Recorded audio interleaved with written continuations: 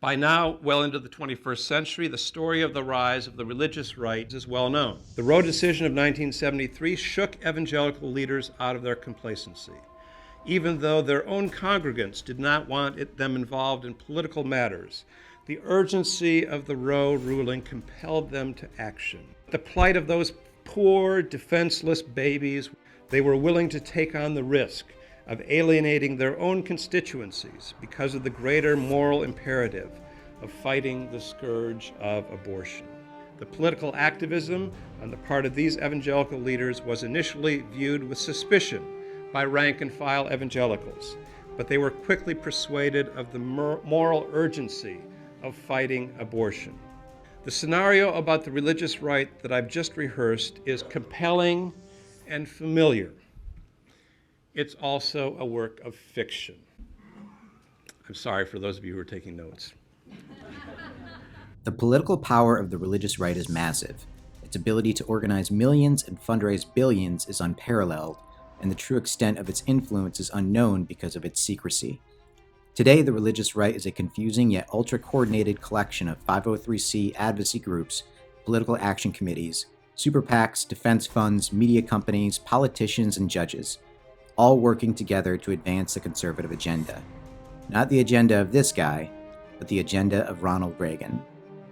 While most Americans associate the religious right with social issues such as abortion or prayer in school, the most important issue for the leaders of the religious right today is to support right-wing economic policy, low taxes for the rich, deregulation of industry, and personal gain. The religious right is utterly hypocritical and hollow, and the origins of the religious right are just as despicable.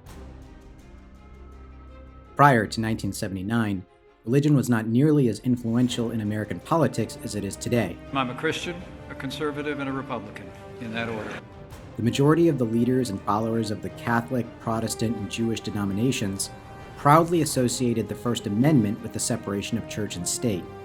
Americans, while believers themselves, were wary of politicians who spoke publicly of their religious beliefs, and so presidents rarely did. And one thing you definitely never heard a president say, God bless this great nation, the United States of America. And God bless America. God bless the United States of America. God bless America. Thank you. This just didn't happen before 1979. This was extremely frustrating for political operatives trying to activate new voting blocks and new sources of money and influence. One such operative was Paul Weyrich. Weyrich was a Catholic, but more importantly, a Republican who believed in right-wing economic ideology of low taxes for the rich and deregulation of industry. So he founded the Heritage Foundation, a right-wing think tank that would go on to become the leader in pseudo-scientific research promoting trickle-down economics. Don't let the radical left cost us our progress. It's time we fight for America and vote for America. Weyrich was a brutal, cutthroat political operative for Republicans. I don't want everybody to vote. As a matter of fact, our leverage in the elections quite candidly goes up as the voting populace goes down. Weyrich believed that he could mobilize fundamentalist Christians into a formidable political movement for conservatives, including a large, dependable voting bloc, lobbying groups, limited fundraising, grassroots organizing, the works. But to make this happen, he needed two things. One, a social issue that acts as a catalyst to mobilize religious leaders, and two, the right religious denomination to lead this effort. After all, Weyrich was Catholic, but the Catholic Church had too many modernists and progressive Christians who tended to vote Democrat. Weyrich knew exactly which Christian sect he would need to convince to lead this effort: Evangelical Protestants. Tonight I want you to turn to this ancient book, the Word of the Living God, to our hearts tonight. Evangelicals were a small but growing fundamentalist subsection of American Protestantism, residing mainly in the South, with the largest denomination being Southern Baptists. I welcome you to the morning service at the Thomas Road Baptist Church in Lynchburg, Virginia. Weyrich targeted evangelical leaders for two important reasons. One, evangelicals differ from mainline Protestants not just in their fundamentalism, but in their focus on conversionism and activism. They travel to preach and attend giant rallies, they're on the radio, they're on TV.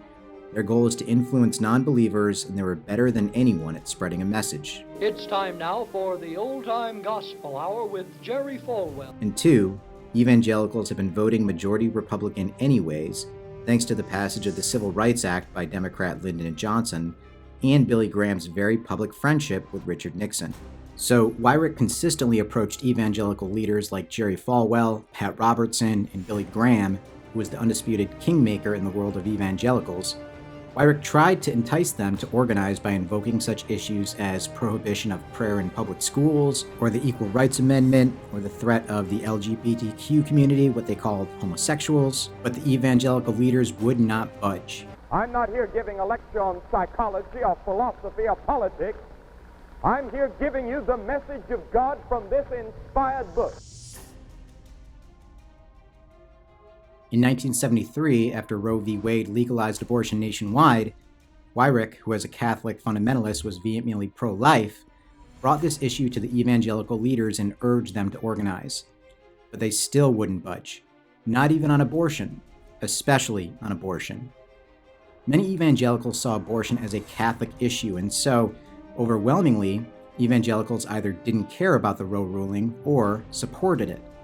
In 1968, the evangelical flagship magazine Christianity Today didn't even characterize abortion as a sin, citing individual health, family welfare, and social responsibility as justifications for ending pregnancy.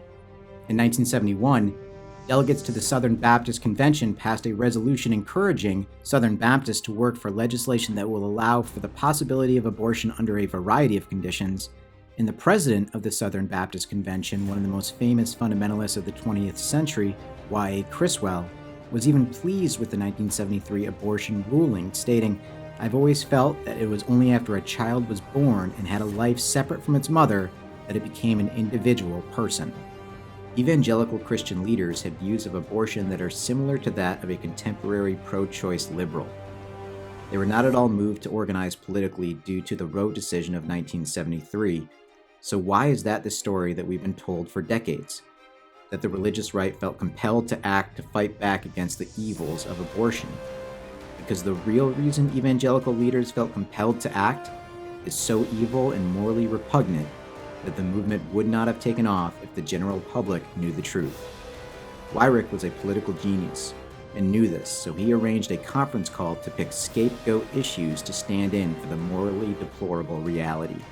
Randall Ballmer explained the story as Weyrich told it to him. According to Weyrich, and by the way, he told me this directly, once these evangelical leaders had mobilized in defense of Bob Jones University, they held a conference call to discuss the prospect of other political activities. Several people suggested possible issues, and finally a voice on the end of one of the lines said, "How about abortion?"